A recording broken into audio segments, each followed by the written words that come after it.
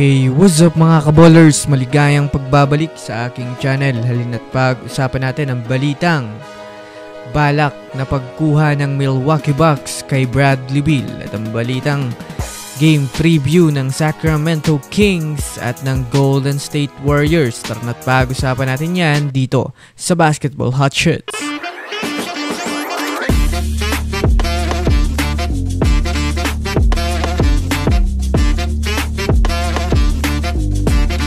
Una nga muna tayong dumako mga kaballers sa balita patungkol naman sa balak pagkuha ng Milwaukee Bucks kay Bradley Beal. Alam naman nga po natin sa ngayon mga kaballers na desperado din ang Bucks makakuha ng panibagong mga bigating player para sa kanilang kupunan.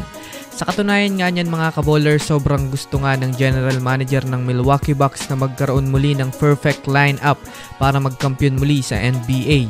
Sa pinakabagong balita nga po mga kaballers na inilabas ng The Athletics, mayroon nga daw plano ang Milwaukee Bucks kunin si Bradley Beal kapag nagkataong maging available na ito lalo pat huling season na rin naman ngayon ni Bradley Beal sa kupunan ng Phoenix Suns. Well, kung susumadayan natin mga kaballers, babagay nga talaga itong si Bradley Beal sa Bucks lalo pat malaki nga po ang maitutulong nito kay Giannis Antetokounmpo at Damian Lillard kapag nagkaroon ng struggles. Ngunit syempre kakailanganin rin nga ng Bucks isakripisyo ang ilan sa kanilang mahalagang player sa kanilang team. Pero syempre kapag nangyari nga po at natuloy ito ay automatic na mas magkakaroon ng Milwaukee Bucks ng matinding lineup lalo pat napakalaki nga ng maiaambag ni Bradley Beal sa opensa upang mapalakas muli ang Bucks at maging number 1 sa NBA.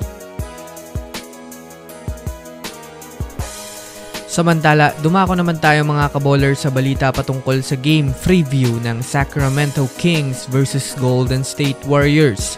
Naibalita ko na rin naman nga po sa inyo mga kaballers na mamayang alas 10:30 na nga po gaganapin ang pagtatapat muli ng Kings at ng Warriors.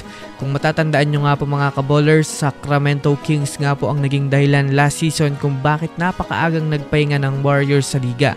Kaya kung susumadayan natin mga kaballers, maaaring maging pukpukan nga talaga ang magiging labanan lalo pat pareho nga po ang team na ito gustong may mapatunayan sa isa't isa. Ayon nga po sa naging espekulasyon ng isang NBA analyst, mataas nga daw ang porsyentong manalo ang Warriors sa Kings lalo pat mas dumami nga po mga kaballers ang backup shooters ng Warriors at mas lumakas palalo ang depensa. Kahit man nga daw mga kaballers mayroon ng DeMar DeRozan, ang Kings ay mayroon pa rin silang problemang kahaharapin dahil na rin naman po mga kaballers sa hindi nga nila gamay pa masyado ang kanilang koneksyon at rotation dahil magkakaroon nga po si De'Aaron Fox ng kaagaw sa bola na masasabi nga nating mag-a-adjust na nga siya sa laruan niya. Ngunit syempre kahit man nga ganun mga kaballers ay hindi pa rin naman nga po nakakasiguro na mananalo ang Warriors lalo pat mas marami nga ang superstar ng Sacramento Kings kaya abangan natin ito mga kaballers maya maya lang.